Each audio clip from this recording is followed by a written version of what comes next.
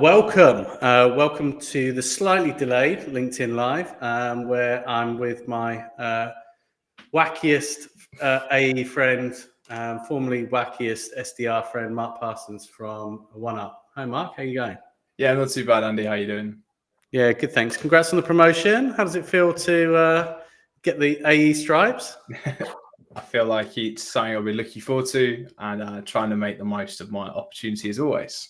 Nice. Derry finally saw the potential, the talent, and just went for it. Yeah. Yeah, potentially something like that.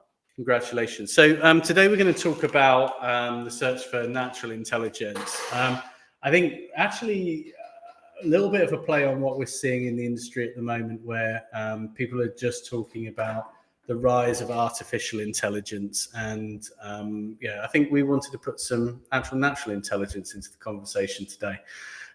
So we're going to talk about a number of things, but I think the thing I'd really like to press on today is the stuff that OneUp can really help the industry with, and really shed some insight across all of the data that you guys see, and just answering some of those questions, or some of those sort of beliefs, or those sort of traditional views that people hold, and saying, well, are they real or are they not? So I guess first and foremost, the one that I think everyone's talking about is the sort of, July, August, September, all going to come back in September. So, really keen to see or hear your take on that.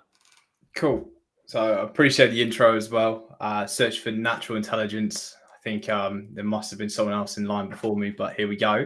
So whether you are in sales or whether you're in recruitment, there's always this sort of feeling that, July and August are write-offs. And one thing from looking into data is that the summer slowdown is more of a mythical beast, even, and kind of a costly excuse. There's always been this sort of rumor around that when it comes to September, your pipeline just comes to life and you have like a much stronger September. And what people tend to sort of neglect is that is actually the fruits of the labors that came in that July and August period. And it's not really a slowdown, but more of a bottleneck.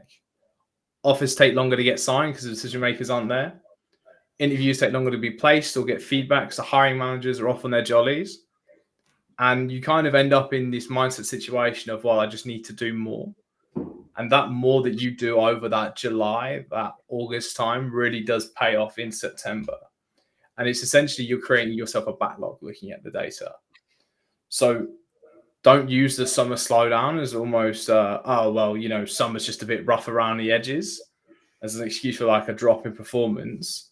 That's when you should be really looking to drive that top of funnel activity, because you are quite literally setting yourself up for a massive end of quarter. And we've all been there. Stuff gets pushed over into the next quarter. There's nothing wrong with a healthy start to Q4 as you look to close out the year. And one of the main things here is that you're probably wondering, why is this person talking about July and August like we can change the past? You can't. I wish we could. If we had a time machine, then I 100% would have gone to the barbers before this call today. But the thing is, this is coming up again towards the end of the year. And you've got that October, November into December. Now, December's rough as well, right? Everyone goes into holiday Christmas mode within 2 weeks. You've got Christmas parties, the occasional hangover if you've ever called someone after their Christmas jollies. But it's been able to understand that top of funnel activity from the summer needs to continue into those October and November months so you can close out the year strong. Because in Q4, it does take double the amount of calls on average to make a placement compared to Q1. Now, whether that's the new year, new me stuff that flies around that lasts until February, or if you do 75 hard, lasts until mid-March, and then you go get yourself a Domino's and a glass of wine, right? But in the long-term things, when you're looking at the data itself, the summer slowdown needs to be more of a, how can I keep the top of funnel filled up? So then throughout the rest of the year, it starts dropping into place and making your life easier in the long run. You are quite literally getting ahead of the competition while they're on the beach. Makes sense. Or if you're on the beach, just make sure the other 6 weeks that you're not you're really You are absolutely going hell for leather. Yeah, that's the best way I to think put it can be a self-fulfilling prophecy. You can't get hold of people, so people are less available, and then those people are less available to get hold of. So I absolutely agree, and I think maybe it's something I've increasingly seen. It's I've always seen it as a very European thing, especially having worked in a business with a strong European presence. But just feels like the summer's longer. The summer holidays or the summer break just feels longer and longer every year. just sort of like falls into that September, then it's there like you finally feel like, oh, the kids have gone back to school. Is the next one? Summer's over, and it's like, oh well, I'll start this next week, and then you've got 2 weeks left of Q3 heading into Q4, and then it's kind of like panic stations where everything feels a bit overwhelming, and it's like trying to turn that bottleneck into more of a floodgate. So like your first 2 weeks of September, you should be just re-engaging those conversations, like going back after those people. So then you can have those conversations, or more importantly, qualify them out and spend time on where it's going to matter, where it's going to improve. So I'd be interested in your take on the year overall. So 2025, lots of expectation coming in that it couldn't be worse than 2024. And I don't think it necessarily has been. I feel it's been a relatively, and I speak from a number of advisories and also the required group of approximately 1,000 members. And I guess, it's a very broad, some people are doing very well, some people aren't doing so well. So it's a very broad sweeping statement, but I feel there's a little less to go around in terms of jobs, but I feel a lot of businesses have right-sized. So I think there are less people doing it. So it feels like that sort of, there's perhaps actually maybe even a little more to go around with those who, are still in play. I think it's more building out the businesses to be able to cope in any condition. I mean, looking at what it was in COVID and then over the last couple of years, I think there's certain factors that are completely out of our control. We can't control the people running the show, if you will, but we can control how we go after what we can. And what I'm seeing at the moment is the more specialist, the more niche that you go, seems to be where you're having the most success. Even if job postings are actually down on last year by about 11%, and 24 was down 9% on 23, businesses are still succeeding. There are still green shoots, whether it's those that are transitioning into a more of an international approach, heading over to America, or those who are really like refining their niche and going like almost like filtering it lower and lower so they get to that one thing and becoming an expert in that. But there are successful UK recruiters that are businesses still growing. We're seeing in the market, right? You've just mentioned with the RecWired group, there are some real successes and victories coming out of this. But it's now like, how do we then continue this? Not to prepare for the worst if it gets worse, but how you can build that momentum so it does keep getting better and better over time. Yeah, and I think, like you say, you can't change the government. You can't necessarily even change the economy. But what you can do is, prepare your business to be the best it can be in the market. And people are still moving jobs. People are still moving around. If you actually look at the positives as well, a lot of internal talent teams, that were very much the vogue in 21, 22 have been reduced significantly. So very much from certainly my world, agency opportunities, I feel are as strong this year, possibly even a little bit stronger, I feel. I think one of the main things when looking at internal is saying I'm not overly experienced in, like, just full transparency as well. But I feel like that we're just entering, like, we're at that mid stage of like a cycle of where it'll come back around in a few years' time, like looking at historic events. Because I kind of feel like we're constantly on this roller coaster of going up and down. And if you look at like the last 5 years across the board, we're almost getting back to where we were like pre-COVID as like an average. But it just feels so much harder compared to how good that we had it at one point. And it's like trying to like almost balance it out of the market's not tough. It's just stabilizing a little bit and getting back to a place where it's the norm, where people aren't going through massive growth every single day. There's not extra jobs. Like if you look at end of last year, Salesforce set out to hire like an extra 1,000 sales employees. This other new AI tool, which then got drastically reduced like quite quickly because it was just a shift. And now we're getting back to that normal stage of where everything is getting more stable. You're right. And I think Max at Forge Talent posts about this quite a lot, that it's now the death of almost a transactional recruiter, of where you now have to invest in those relationships that 1 or 2 steps further to really ensure you are making the most of your market and becoming an expert. Yeah, I mean, it's interesting to say the death of the transactional recruiter. I mean, I've been hearing the death of the transactional recruiter for 25 years, and potentially it's been on death row. What are the transactions that we feel that won't exist in the next year or two, or are ceasing to exist now? So I think one of the main things, if you're talking about what's going to be like removed from that process in general, from being transactional, is that CV spamming no longer, from my very uneducated opinion, right? But you've got so much tech out there nowadays that's making these CVs on brand, on point, relevant, and with AI as well, being able to edit it to make it look like every candidate is the perfect candidate now. I think we'll see like an end of like the spray and pray approach over the next few years, mainly because of different securities that are coming out. If you look at Apple for cold calling, they're bringing in like phone screening potentially. Now, do I think recruiters are going to turn on phone screening? Probably not, because what if it's a candidate call? What if it's a client, or what if it's a potential client is calling you? But there are now things being put in place to sort of like stop this. So all of a sudden, what interactions you do have are going to have to count so much more, which is why that sort of relationship building element is going to be more important, I feel. So to recap, I think it's the death of the spray and pray. I think it's going to have to be more targeted, more aligned, more focused, more now so than ever, really. Yeah, you make an interesting point around CVs. I mean, historically, CVs have always been the hook, the cover letter to get people interested, and actually, if they all look the same and they all look brilliant, the skill is going to be in potentially agents going back old school and selling in, and actually, all the CVs look great. Of the 20 CVs that you've probably received, you should really speak to these 2 people, because this is the reason that when I spoke to them, this stood out. And actually, I think if you're actually looking at this is natural intelligence versus artificial intelligence. The natural intelligence piece is being able to, graduates are a really good example of this. If, screening for graduate programs must be the most difficult thing in the world.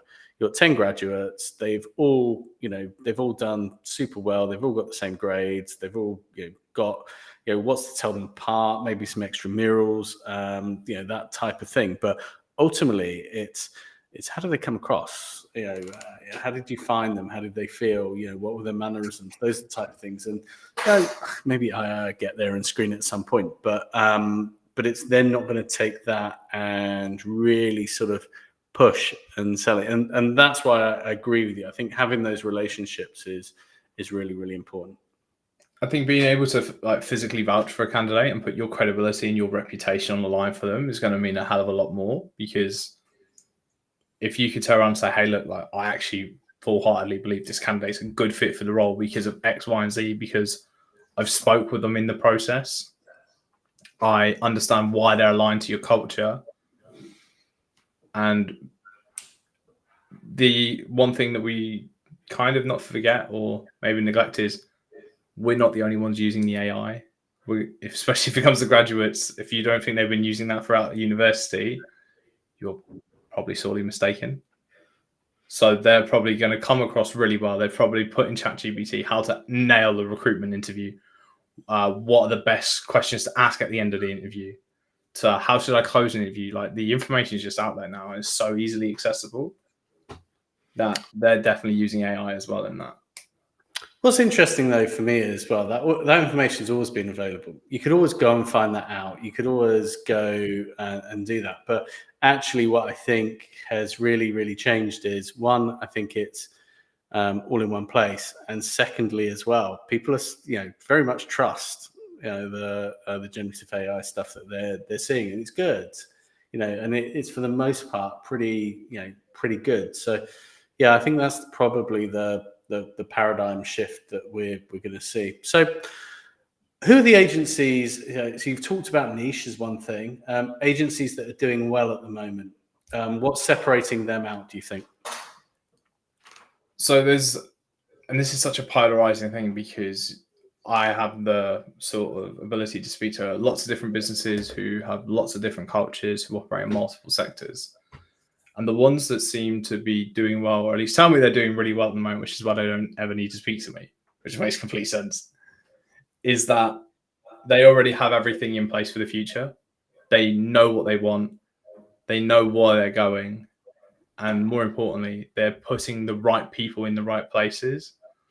And you just have to scroll through LinkedIn. Now, obviously, everything on LinkedIn needs to be taken with a pinch of salt, right? Because not everyone talks about when they have their bad days. But when I just turned OneUp around so you can actually read OneUp for you. Oh, thank you. But the ones that seem to be successful are the ones that already have that in place. They understand the importance of their data. They're not sticking with the status quo. Now, does it always work out for them? No. If it worked out for everyone, it'd be easy and everyone would do it.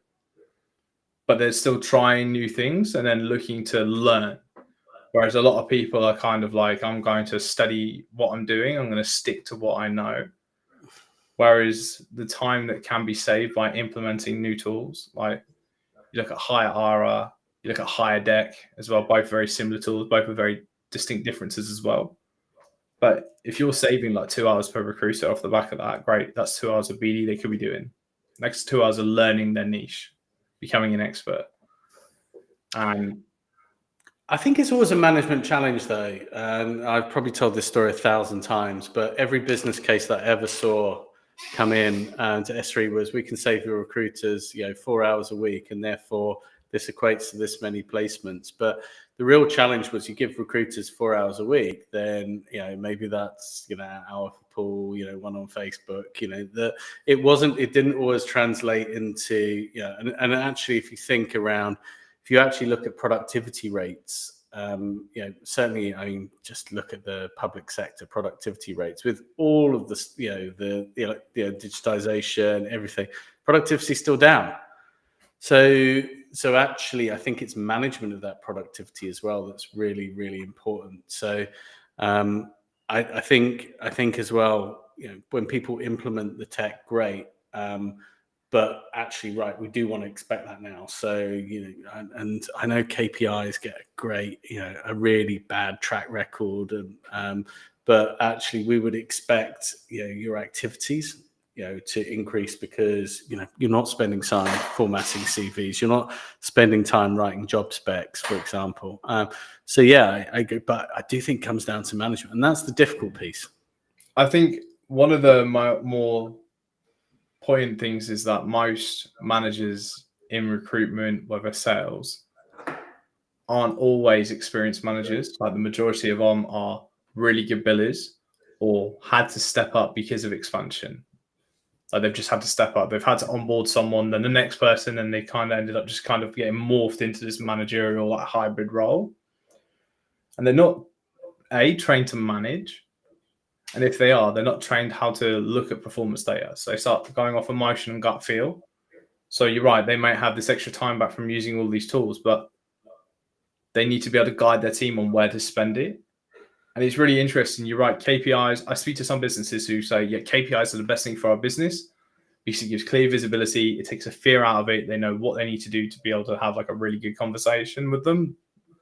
And then you have the other side where it's like, cool, we're in a really high trust environment. The only thing I care about is revenue and placements. Okay, well, those are KPIs or goals or targets, minimum expectations, however you want to dress it up. And then if you then put a manager in the middle of this, so you've got the top of the company, you've got your people who are billing consistently, and then you've got a first-time manager there who maybe doesn't quite understand the performance data, doesn't see the importance of it, and is leading off gut feel. That's great when it works out and everything's running smoothly, but when things take a left turn and everyone's got a plan to get punched in the mouth, right? This isn't what I was going to talk about today, I can guarantee you that. But the main thing with that is the fact of they need to be able to look into data quickly to understand what they need to be doing and how they can fix that. And you're right. Maybe Is it the death of the KPI? Probably not. I think now everyone wants to use AI, but to be able to use AI, it means you've got to be more data driven. And the only way to do that is to understand your data better in the first place. Absolutely. What you can't measure, you can't change. So, this is an interactive session. If you're watching us on LinkedIn Live, feel free to type a question for Marc. He's generally got some good answers, or for me, or any observations. Is what we're saying what people are seeing, or are they seeing something different? So we'll look for those in the comments. So, Marc, just going back, obviously, what's the biggest change for you? And you've been posting very publicly about the AE, day one, and I think very brave. If you've not seen, Marc's been posting, day one, this is what I did. He's posting his own KPIs on LinkedIn, and I don't see many people doing that. But I guess what's the big move from SDR to AE? What have you found? What surprised you? I think one of the main differences between SDR and AE is that there's such a different way how you look at your data instead, like how you approach people. So beforehand as an SDR, my job isn't to sell you something over the phone to get you to sign on the dotted line. It's to go, cool. We speak to people like you. They kind of have these problems. Do you want to see how others are solving it if you don't have it, or you do have it, or shine a light on a problem? Whereas an AE, it's cool. I speak to these businesses who want to solve these problems, and the way they do it is by doing this. And then it's being able to have those more deeper conversations. Now, I've been super lucky. I've had some great training from Chris. I've had my manager, Lawrence, and the other AEs who have really stepped in to help me on my calls because, I've been here a while, but there's still certain situations I've never come across before because, again, everyone has a plan to get punched in the mouth. But it's time management. My time just disappears now. As an SDR, sometimes you look up and you're like, oh, only 11:30. Now it's like, it's 11:30, professionally speaking. But the difference is time management, how you handle your conversations, and more importantly is that you get to see like the real truth behind the businesses. You see a lot of stuff on LinkedIn. Now, obviously, I'm not going to talk about the conversations I've had with business owners because that's not very professional of me. But actually seeing the impact of like what happens when certain things aren't in place, that's been quite eye-opening at times because it's kind of like, nice, we solve like real problems. We're not a nice to have, and it's quite nice in that aspect, kind of like feel confident. But to just go back over it, it's the level of conversations are a lot deeper because you're more trusted, like you're face to face. You're not just a random voice on the phone. It's the 13th one of the day saying, hey, do you have 30 seconds? Time management is an absolute nightmare. And just kind of being like reassured that what we're doing is really solving quite a nice problem. 100%. But you're enjoying it though. Yes, I'm also using lots of tools to make shortcuts where possible as well. Yeah, I mean, we talked about a few of those, but it's interesting some of the tools you're using. What are the things that make you more productive? So one of the things at the moment I've started using is Blaze. So Blaze is kind of like built into my workflow. So if I'm on LinkedIn, I have like 6,000 connections. Now, I did some time in recruitment, so some of it's still like medical, still nurses. Yeah. And I've got friends in different industries. I can then like put /TLDR. Okay, show me the most relevant recruitment post in my LinkedIn feed right now. Cool. Summarize this information. Help me think of something to say on this post because I'm either trying to get noticed or I want my profile that I want to give because then the LinkedIn algorithm is nice to me in return because I'm not just posting. Because if you're just constantly posting, not engaging, you're just shouting at the top of the hill, everyone's saying, hey, come look at me. It's nice because I'm able to get insights from AI that I may not have thought of myself. Now, obviously, it suggests examples, but I like to be able to then use it in a way so I can add like my own human touch on it as well, because sometimes it'll say something and I'm like, actually, that's a bit spicy for LinkedIn. I'm going to turn that down a little bit. And then vice versa, it's showing me, oh, okay, that's actually a really different viewpoint that I can use. Do you think that's tamed you a bit though? Because, I first met you, you were funky trousers, Mr. Simpsons. I haven't seen much of that lately. Funky trousers will always be at the Rec Expo as long as I can still fit in them. It's getting a bit tight, so maybe I'll go and do 75 hard in the new year. But the Simpsons stuff is nice. It's good. I think the difference is that I only post what I'm enjoying. And when I'm sat there for 10, 15 minutes searching for the perfect Simpson gift to go with my content, kind of took the fun out of it a little bit. When I saw something and it was like natural, I was like, oh, yes, nice. This works out really well. But it kind of like took the fun out of it, like stressing like, oh my God, what GIF am I going to attach to a post talking about motivation and recycling content? Like, it just gets a bit wary after a while. Yeah, the LinkedIn game's interesting, and I think it's a fine line. If you just, like you say, at the top of the hill, just saying life's great, all's well, but also, and I think there's a certain amount of vulnerability, but also as well, if you're at the bottom of the hill, just being vulnerable and having to, no one wants to read that all the time as well. So there's a little bit of, it's got to be, I think, a mixture of this is what I do, this is what I see, this is how I add value, and also as well, important as well, this is me. But I think, there's a few that get that blend right, but sometimes I think people just don't quite get that. For me, anyway, that blend right. I think it's because LinkedIn encourages human posts. Like a lot of content nowadays is sort of like AI generated. Like there was this phase a couple of months ago where if you use an M dash, you were like hunted by people like, this is made from ChatGPT and AI. People like grammatically correct are absolutely devastated at this point because they're having to change how they type just to make you look human again. Like, there's been times where I've seen content I've gone, I think I know where that's came from. But then it's being able to write the most human content possible for yourself alongside that. And the balance is really tricky. Like I share quite a lot of personal stuff at the moment of like, what I'm doing, but I try and inject like my personality into it. Like I'm not a serious person. I think I'm very funny. Like LinkedIn doesn't, but I'm working on that. And it's being able to show that you're different as well, because that's your personal brand. And if you want to tie it back to what we've been discussing about the differentiators, hiring manager looks at you. You have to trust that you're going to provide the right candidates. And if you don't think they're looking at your personal LinkedIn and what you're posting, and if it's just like a picture, professional bio, job descriptions all professional, resharing company content, and you look like every other recruiter out there. But if they go on there and see like, this guy's pretty human, or she's done really well here, or they've done this, they've done that, and it kind of shows that you can talk about your credibility without having to humble brag like, I cold call 3 people and book 6 meetings. Like, it doesn't have to be that extreme. It's just got to be like this blend of the middle where you can show who you are, what you've done, and like you said, like what you do, and it makes people trust you because they feel like they know you. Yeah, completely get that. I'd watched Dalta's content and Charlotte's content for maybe a year or two before I even met them, and then when I was sort of looking around at what I was going to do next, was I going to get, go and do a role? Was I going to go and do something on my own?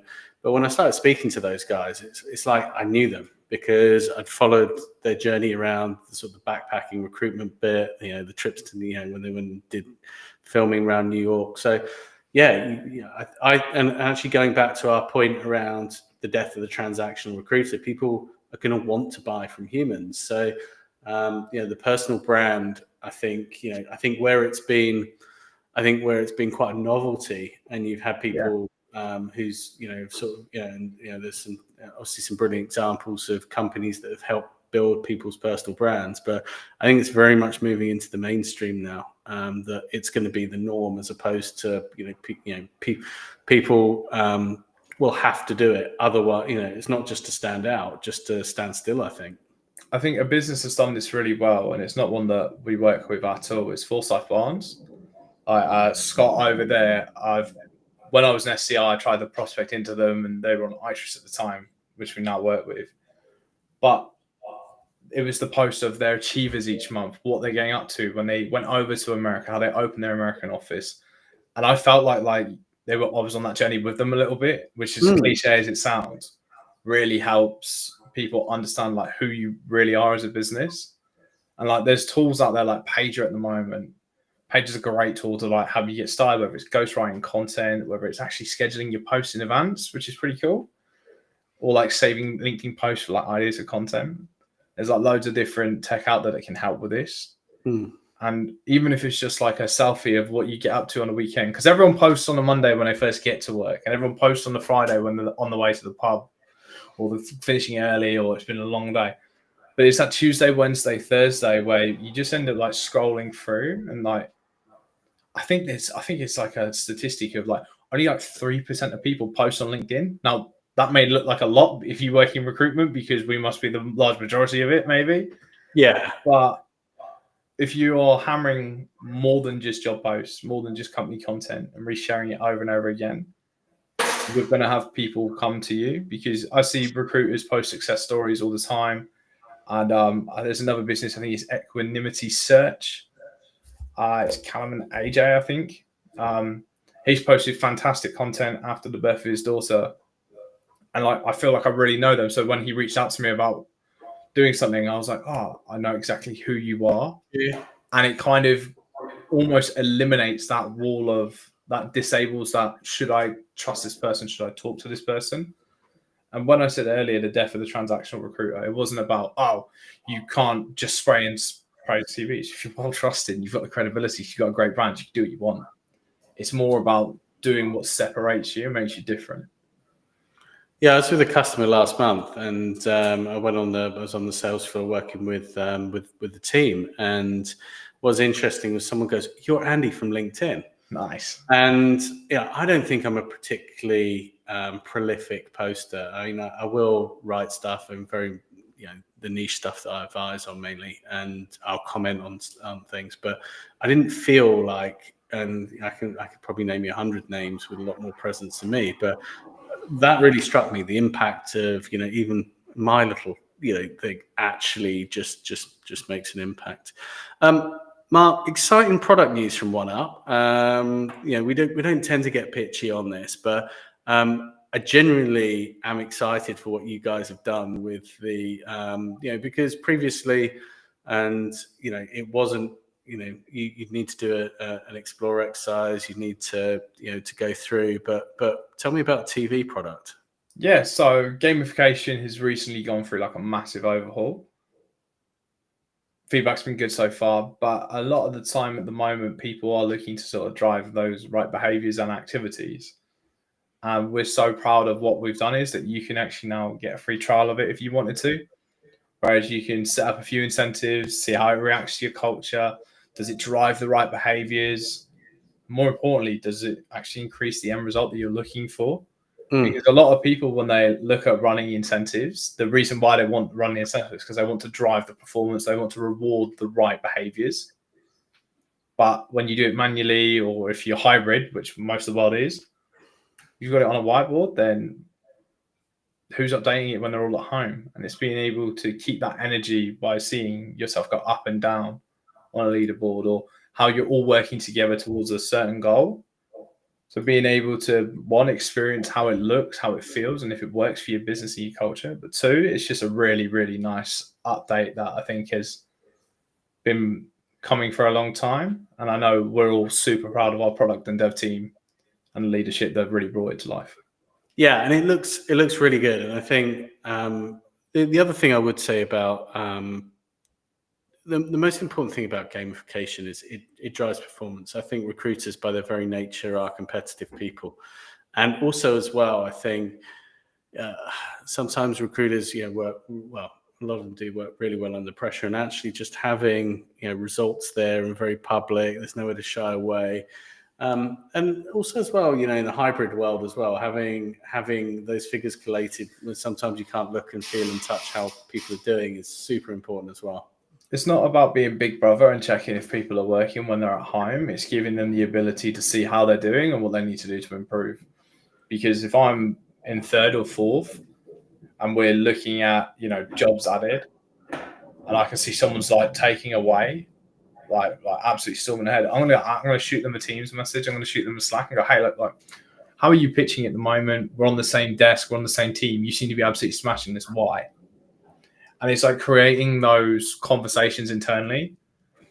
where people want to get better, but the difference is that unless they can see how people are doing, whether that's better or worse, whether that's having a great conversion rate or a lower one, if you can't see it, you can't understand it. And it goes back to the management thing as well, of being able to set those targets and understand what's really going on. And I think, aside from sort of, it's not Big Brother, actually people who are remote or hybrid, actually given the opportunity to shine as well, let the figures do the talking as well when they're not in and around the sort of the noise of the office as well. I think it's a dual-edged. I think, I think it can absolutely get them to show what they've what they've been doing. So literally, if you're a recruitment owner and you just want your trial, just give you a call, yeah. It's even easier. You just go on the website. You don't even have to talk to me. That's the best part. Oh, that's fantastic. Yeah, you just need. That's what everyone else said when it came out, and we were like testing this. But yeah, you just go onto the website. You fill out a couple of details. I think you're up and running in like 48 hours or 2 working days, like at the latest. Wow, so it's really quick. I think you get some stuff set up for you. But the main thing here is that it's not just that; it's being able to celebrate your team's wins. And like we said, the market is a bit tough. We're trying to build resilient people. Resilient people still need to be rewarded, no matter how trusted they are. And typically, I mean, you must have stats for when you put in the product and actually the gamification. I mean, I've seen some stuff in our groups where people have it's just it's moved the needle. So it wasn't just it's a bit better and but it's moved the needle. It's changed the game. I think one of our case studies, and I'll shout out to marketing on this, like Devon and Callum, they did a really good job of this working with Strive, where over the course of 12 months, they saw like an 80% increase of revenue per head count on the platform. And more importantly, it was like including of like activities actually logged to the CRM, because it doesn't matter what reporting you've got. If you can't encourage people to use the CRM itself, then this data is all stored up here. And if someone leaves, you don't have access to it. So they saw like an 80% increase of revenue over like just 12 months, which means they got their return on investment, I think 8, I believe, looking at the averages from our G2 reviews. That's the average time it takes someone to get the ROI. But now it feels a bit too salesy and a bit too pitchy. So I think I'm going to end that there. No. But I think the other important thing as well is that, what you said there was absolutely spot on. If you're going to invest in gamification reports, you need the culture of, it needs to be on the system. If it's not on the system, it's not done. So if you've got 2 interviews and there's one on the system, you've got 1 interview. Yeah, and I think those are the type of things. But actually, as well, the other thing is that ATSs and CRMs, more and more we're seeing a lot of auto logging. So things like my note taker now. Previously, I would have had to have gone in, track the call. Now my note taker will say there was a call and here's the note. So actually, I think reporting becomes even stronger because the actual source data is going to get stronger and stronger as a lot of these these cool automations that we're seeing kick in. 100%, and I think it's quite ironic that if you look at any industry, we're kind of notorious for not doing admin over time, and we're like, yeah, great. We're now building tools and it's quite funny when we talk about AI and stuff like that. I think AI should be seen and not heard. It should just take stuff away. It should just be like, cool, it's logging my notes to the CRM. It's formatting my CVs. It's telling me what I should be getting on with. It's giving me insight and guidance. It's not the forefront of everything I do and I run my entire life through it.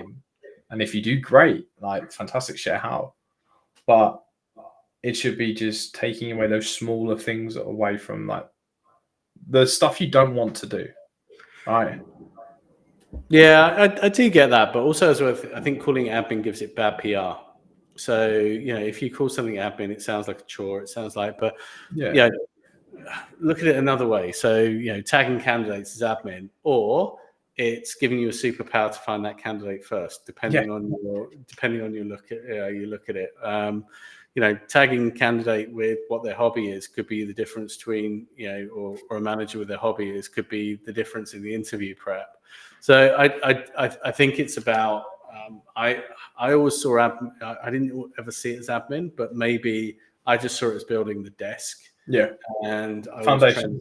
100%. What you do now is, sets you up for the future. But I do think some of what we would call admin will be, things like probably won't need to tag hard skills anymore. The parsers are getting better and better, and the auto tagging. So yeah, I think we'll probably see, but as the data gets better, the reporting will give you more insight and actually spend less time reporting using, but just use, rather than spend time creating reports, use the time to analyze and change. That's where and I guess that's what, the tools you do certainly give. So we actually haven't any questions today. You've obviously answered everything.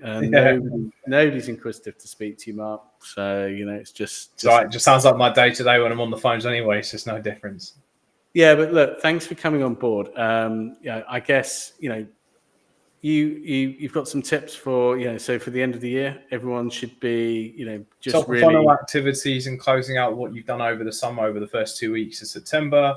When it comes to December and Q4 in general, it does usually take twice as many BD calls to make a placement. Be prepared for the resistance, but it all comes around for a big Q1 when you're building up the pipeline that pushes into the new year. Yeah, I mean, I must admit, and I was talking to someone the other day, and they were pretty pissed off. They did a 15K fee, but they did 100 calls to I've done 100 calls to find this, and I'm like, you're looking at it completely the wrong way. You basically every shit call is making you 150 pounds.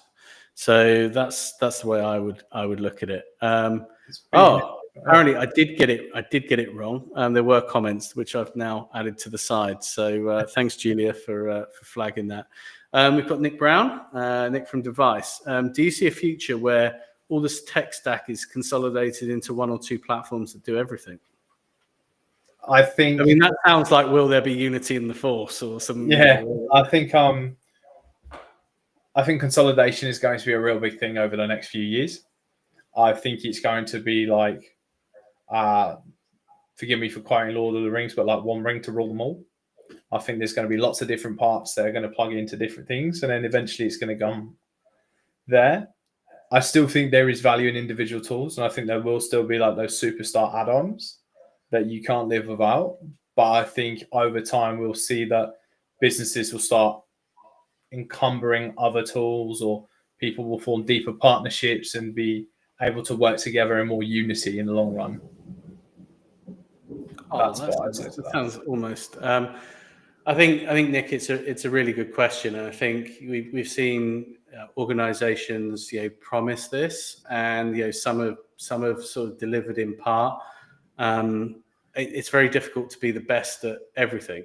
And I think a lot of the sort of tech stacks I've seen in recruitment, I think the best companies use as little as possible, and what they don't, what is ancillary, they integrate really well into workflows. So I don't see a future I don't see it potentially getting down to one or two platforms that do everything anytime soon. But I have seen some really interesting paradigm changes. Then there's one of our partners that will be bringing out something in the next month or two, which is a really clever way of doing things, and you're like, wow, that's pretty cool. And so I think you will start to see a consolidation, if not full consolidation. And for those who don't know, Nick runs Device, who are our telecommunications partner, and definitely very, very strong. You guys integrate with Device?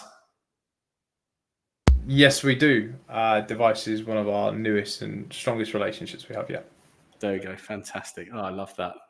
So it sounds like you just need you guys in one platform, you and Device. Great. Off you go. There was one more question from Jonathan, where it was AI note takers versus GDPR, from Jonathan over at Gravitas. It's a really, really interesting and delicate line to walk, in my opinion, because it depends where you're operating. So if you're in Germany, that has a lot more stricter views of GDPR, if you will, and data protection laws. I think as long as you are telling people that's how you're working and operating, like, and almost making it out to be their benefit. So if you're having a video call like this, for an example, and you say, hey, do you mind if I bring my AI note taker in here? It means that I can now give you my full attention and listen to you more than you hear me frantically scribbling like a 6-year-old who's just got his penmanship license, and then being able to do this. I think it's having that upfront conversation around it, where you're saying, hey, look, this is going to be recorded. This is how it's handled. And the reason why, this is how it's going to fix it. And it just, as long as you make it out to be a benefit for both sides of the party, I think a lot of people aren't going to say no to having a better quality conversation with someone. Yeah, I tend to agree. I think it's all about, being open and upfront that, this is what's going on. And I found AI note takers have really, probably, been the biggest change in my productivity this year. I use Quill, and it's been game changing. It allows me to, have real in-depth conversations, knowing that maybe I'll pick out some real points that I feel are completely unique. But yeah, it definitely allows me to focus and concentrate. But there we go. Most possible candidates won't want it, though. That's what we've found so far. Yeah, I think it does come down to choice, but also as well, I think John, passive candidates especially, they're not looking for a job. Do you want to jump on a call with an AI note taker? But I think going forward, it might be more and more, as people just get used to it, become the norm, in the same way that people were probably very hesitant about jumping on video calls or potentially doing video interviews or that type of thing. As it becomes more sort of people get used to it more. But I do agree with you but I still think it comes down to a choice, and if people don't want that, then respect the choice. It's kind of like when websites first came around. It went from, you've got a website, to, oh, have you got a website for this? And with the .com bubble as well, which is like a super interesting. It's this transition. It will become like a day-to-day thing, because AI is here to enhance what we do and give us better quality conversations. I guess with the passive element of it, it's more of a, I don't want this getting leaked, because if my boss finds out that I'm looking somewhere else, it can land me in some hot water. But I guess my only uneducated advice would be to say, hey, look, the reason I'm using this is for this. Once I've got my notes, it will be deleted. You can request your information here, which might put an extra step on you as the recruiter, you as the interviewer.